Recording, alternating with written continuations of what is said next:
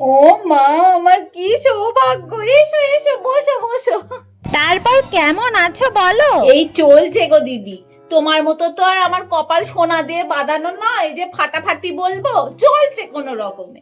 কেন গো, তোমার ছেলে বৌমা তো খুব ভালো। ছেলেটা আমার বরাবরই সোনার টুকরো, কিন্তু বৌমাটা যা পেয়েছে, কোনো শত্রুরা যেন এমন বৌমা না জোটে।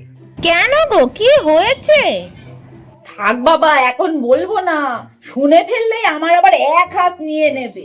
তা থাক। আচ্ছা, সুমির বিয়েতে যে শাড়িটা পরেছিলে, শাড়িটা বড্ড সুন্দর, কোত্থেকে নিয়েছো? সুন্দর? ওইটা তোমার কাছে সুন্দর লেগেছে?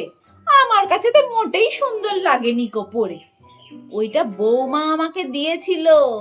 বলেছিল কি যেন শাড়ি, বিষ্ণুপুরি সিল্ক, বড্ড খড়খড়ে, পরে মোটে মজা নেই গো। কিন্তু সুন্দর তো। আর তুমি ভালো দেখলে কি হবে? আমাকেও তো পরে ভালো লাগাতে হবে নাকি? শাড়িটা এনে আবার বারে বারে শোনাচ্ছিল ৩,৫০০ টাকা দাম, ৩,৫০০ টাকা দাম। কেন শোনাচ্ছিল আমি কি সেটা জানি না? আর দাম শুনেই বা আমি কি করব? সেই তো আমার বাবুর ঘাড়ি ভেঙেছে। কেন?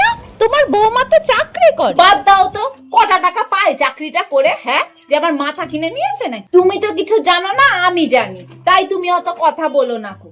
আমার জীবনটা তো একবারে ঝরঝরে করে ফেলেছে। আমার বাবু যে মা মা ছাড়া কোনো কথা বলতো না, এখন বউ বউ বউ করে পাগল করে দিয়েছে, হাত করে নিয়েছে ছেলেটাকে। তা তোমার মেয়ে কেমন আছে গো? মেয়ে আমার খুব ভালো আছে বুঝলে। রাজপুত্রের মতন জামাই পেয়েছি আমি। আমাকে যে কি ভালোবাসে জামাই, তোমাকে কি বলবো। খালি পছন্দ করে করে আমার জন্য শাড়ি কিনবে, আর নিয়ে এসে বলবে মা পরবেন, মা পরবেন। পুজোতে আমাকে একটা জামদানি শাড়ি দিয়েছে বুঝলে। যেমন সুন্দর রং, তেমনি নরম শাড়ি। পরলে মনেই হয় না যে কিছু পরে আছি শরীরে। আর আমার জামাই আমার মেয়ে বলতে পুরো অজ্ঞান। আমার মেয়ে ছাড়া কিচ্ছুটি বোঝে না। অবশ্যই আমার মেয়েটাকেও সেভাবে মানুষ করেছি কিনা সবাইকে নিয়ে মিলেমিশে থাকতে পারে, কিন্তু আমার মেয়ের শাশুড়িটা মোটে সুবিধার নয় গো। তাই তো সামনের মাসের থেকে জামাই আর মেয়ে আলাদা বাসা ভাড়া করে থাকবে। কি করবে বলো, একটা বাচ্চা মেয়ে অত অত্যাচার সহ্য করতে পারে? সারা দিন আমার মেয়ের পেছনে পেছনে টুকুর টুকুর টুকুর টুকুর করে চলেছে। ওরম ভাবে থাকা যায় না এক সংসারে বুঝলে।